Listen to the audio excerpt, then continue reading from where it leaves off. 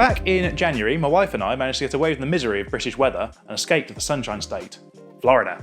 We spent a couple of weeks soaking in the sun, looking at wildlife, and embracing American culture. As you may already be aware, public transport can only get you so far in the United States, and if you want to venture out the city centres, you're going to need to get some wheels. Now, I could have walked straight into Enterprise and got myself a Toyota Camry, but this is America, goddammit, and I wanted something more suiting for the theme of the trip. Much like a lot of British people, I was raised on a diet of American films, television, and music, and car culture was a big part of that. It was kind of like looking into a slightly different, weird world where the cars were much bigger and cooler looking, while in the UK we had Rovers, and no Americans not that Rover, that Rover. In the spirit of renting something that looked like it was out of a movie, the categories that we were going to be looking at were the aforementioned muscle car, the classic shape sedan, blinged out SUV, or of course a hard-working, ass-hauling, freedom-loving pickup truck. To narrow it down at first, SUVs out the window. Sorry, they do nothing for me. Next, classic shape sedans.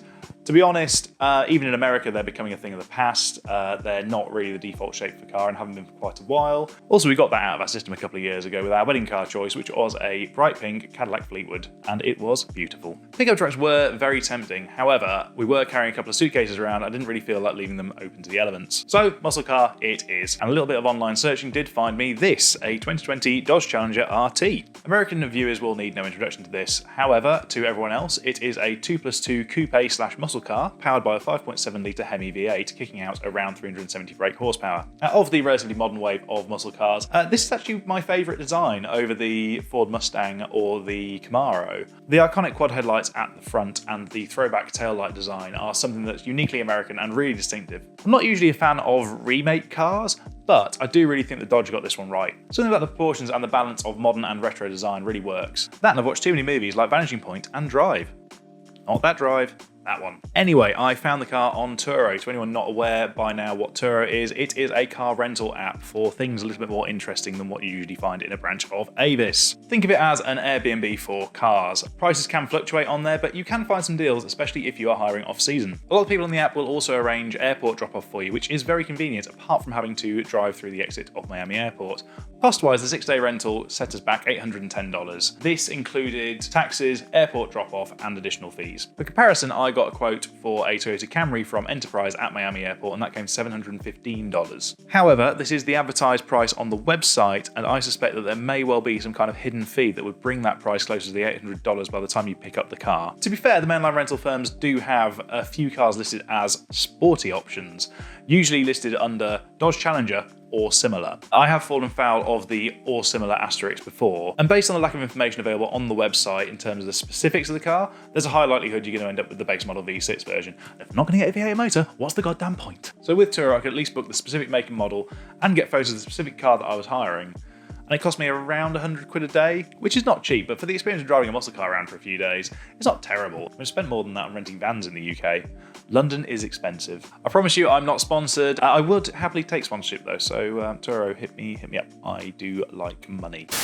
Hello, Editing Greg here. I realised that I forgot to mention while recording that there was actually a airport fee of $77.68 as well as the delivery fee.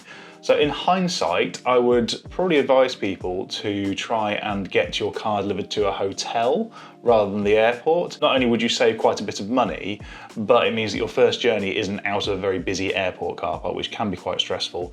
And also you do end up having to pay for the parking on top of that. Anyway, bonus tip for you, back to the video. The car itself was in okay condition. It was pushing 100,000 miles and had quite a bit of wear and tear on the interior. The bodywork was also showing quite a few signs of having lived a life. But muscle cars are not about being in concourse condition. Everything worked, so we were happy, and off we drove. Driving in Miami. I'll be honest, driving in central Miami is probably worth avoiding if you can. The downtown area is pretty highly congested, and you can get around fairly easily on buses, relatively cheap cabs, and a teeny tiny SkyTrain that you can ride for free.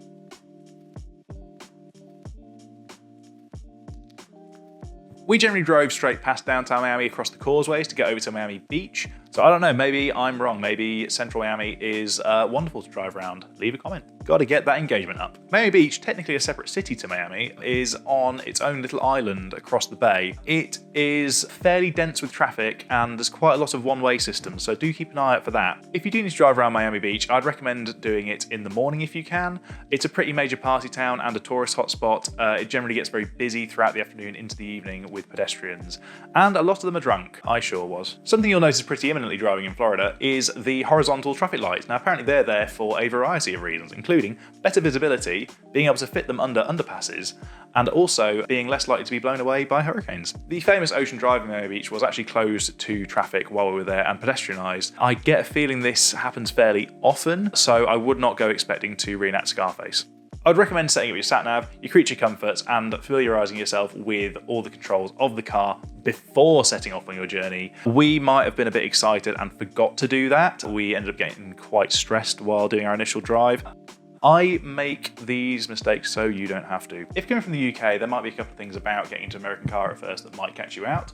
One of those things is that it will often have a foot-operated emergency brake rather than a handbrake, which is more common in Europe. The other thing was that I was looking around for ages for the little button to release the fuel cap, only to find out that it doesn't have one and the cap just opens without a lock. If that was a car in the UK, your fuel would be getting stolen, but it is a 5.7 litre V8, so it probably won't have any fuel left in it. And the third thing is that they put the steering wheel on the wrong side of the car. The suburbs of Miami are surprisingly fun to explore. If you're interested in American culture, you will find no end of things to see.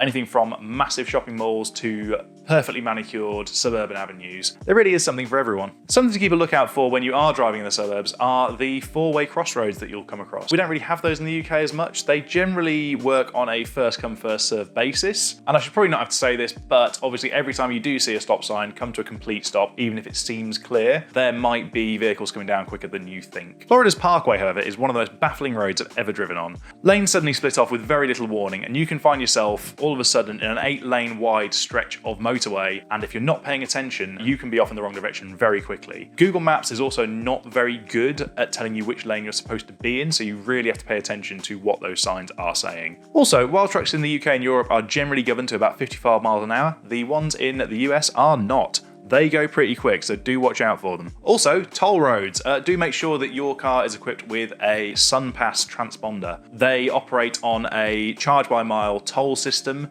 in Florida. A lot of rental car companies will generally fit their cars with the transponders and they will charge you for the tolls that you've accrued over the course of your hire at the end. We spent about $11 on tolls. It's not very expensive, but do make sure that your car has a transponder before you make any long journey. If it doesn't, you can pick them up from a CVS or a Walgreens, of which there are many. The Florida Keys. Of course, we did not hire a muscle car for a week to crawl around Miami. We flew to this part of the world to see the Florida Keys and the Everglades. These are places that my wife and I have wanted to visit for a long time. The Florida Keys are a 130-mile chain of tropical islands off the south coast of Florida, and they are connected by a single road which leads all the way back up to the mainland, and eventually all the way up the east coast to the Canadian border in Maine. If you would like to drive all the way from Miami to Key West, do keep in mind you should probably schedule a whole day for it. Whether you want to see 7 Mile Bridge, a giant lobster statue, some alligators, or even some manatees. There's a hell of a lot to see down the Keys, and you will keep stopping. Make sure to stop at some visitor centres along the way, because some of the best stuff that we saw wasn't actually that easy to find on Google Maps, so having some locals explain to you where the best place to spot things are was really helpful. For instance, this spot here, Robbie's, is a bar with a jetty out the front, and you can stand there and look at pelicans, torpins, and manatees. We would not have known about it if we hadn't have just dropped into the Isla Mirada Visitor Centre. Shout out to Jack at the Visitor Centre. Just be aware that you will sink a lot of time into stopping and looking at stuff. In hindsight, I think we could have probably scheduled in a stop somewhere halfway along the Keys and space it out, but you live and learn. Driving along the Keys is about as straightforward as driving gets, really. It is one long straight road at the end of the day. What I would warn people about is the fact that the speed limits can feel very slow, especially if you're used to narrower, more curvy European roads. So do keep an eye on your speedometer, because your speed can creep up relatively easily, especially since the speed limits keep changing from 55 down to 45, down to 35 at times. So yeah, keep an eye on it. We actually spent so much time, but by the time we got to 7 Mile Bridge going down there, we were chasing the sunset. It was an amazing way to see it though. It's probably one of the most incredible roads I've driven in my life, and I would probably still recommend seeing it at sunset, since you're going to be coming back up the other way anyway, and you will see it in the daytime probably. Key West itself is quite a lot like Miami Beach, to be honest. It is a very busy party town, so if you do need to get out in the car, I would recommend getting out earlier if you can. But it's quite easy to navigate around there. There's large, wide open roads that surround the island, and I would recommend having a little cruise down Jimmy Buffett Way. It's just a nice coastal road, and you see the sunrise in the morning. That's it. The Everglades. The Everglades are actually an incredibly wide, incredibly shallow set of estuaries that feed off the Kissimmee River and the Okeechobee Lake further up north, with fresh water flowing at a speed of roughly half a mile a day. It is not just a swamp. If you fancy exploring the Everglades from the Miami area, I would recommend taking a drive all the way down to the Guy Bradley Visitor Centre. Much like driving down the Keys, this is one long road to follow down from the entrance to the National Park, which is just southwest of Homestead, which is here, all the way through the park to Flamingo Marina on the southern tip of Florida's coastline. There's a bright pink visitor centre there next to a marina where you are likely to see alligators and manatees just bobbing about doing their thing. It's pretty great. Entrance into the Everglades Park is $35 per vehicle, but that is valid for up to a week, and you can come and go, and parking's covered, so that's pretty good. And there's loads of places to stop along the way, park up, and walk the trails.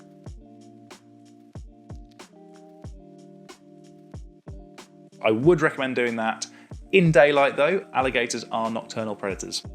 On the subject of alligators, by the way, they do like to chill out by the side of the road, and they have been known to try and cross roads at times, so do keep an eye out for them. Get back to the car, I hear you say. What was it like to drive? Well, actually, I was pretty impressed. It was pretty easy to drive.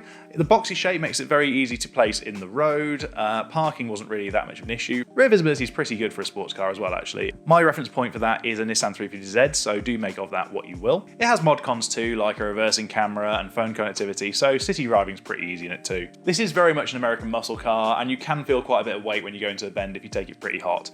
It is not an M3. It is very much a cruising car, but that's not to say it handles badly. There was no real body roll issues with it. It handled pretty well. The steering was pretty direct, and it was pretty fun to drive. Keep in mind that this is the mid-range version of the car. I'm sure that the higher-end SRT and Hellcat versions might have sportier handling, so I don't know, I might have to go out and hire one of those. The V8 engine does sound great when you're driving along, especially when you put your foot down and it drops a gear. That 8-speed auto box as well is pretty responsive, fair play Dodge. And that 370 brake horsepower coming out of a 5.7 litre V8 might not sound like a lot, but it's more than you'll ever need in an area where generally the speed limit is 55 miles an hour or less. Practicality wise, there's more than enough space in the boot of that car, or trunk, for 2 large suitcases. And the back seats kind of serve as a big shelf for dumping stuff, like hats. So the 2 of you travelling, you're not going to struggle for space in it. It is quite a big car. Fuel economy! The more frugal viewers out there might be asking, what MPG did you get? And you would be pleasantly surprised. The Hemi V8 can run on 4 cylinders while cruising along, and considering that we were generally driving along on flat, straight roads at steady speeds, we quite easily got an average of about 23 miles per gallon US, according to the trip computer. And convert that to British gallons, yes, they are different.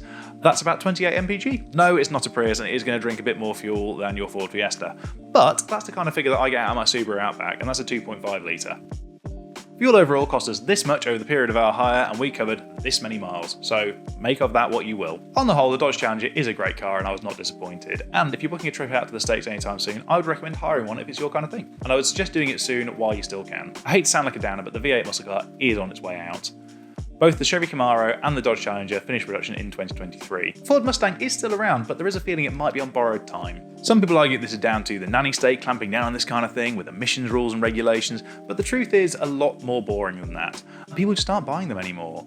Sales on coupes and muscle cars have been declining for decades. People with the money to buy a new car tend to just buy crossovers or SUVs now, and that's really boring. But on a positive note, we managed to get out there, see an interesting part of America, meet some lovely people. Also, I don't know if people have really spotted in the news, but America is having a bit of a time right now, and it is quite scary. But we were able to go and see an interesting part of the world that we'd never been to before. We saw amazing landscapes, wildlife, met people from all walks of life, and did it all in a car that looked like it was out of a goddamn movie. And if that's something that sounds interesting to you, I'd recommend giving it a go. I really hope this video has been useful and entertaining and inspired you to do a bit of travelling yourself. And if you're planning a trip to the States anytime soon, do leave us a comment. I'd be interested to find out about it. Thanks for watching. Goodbye.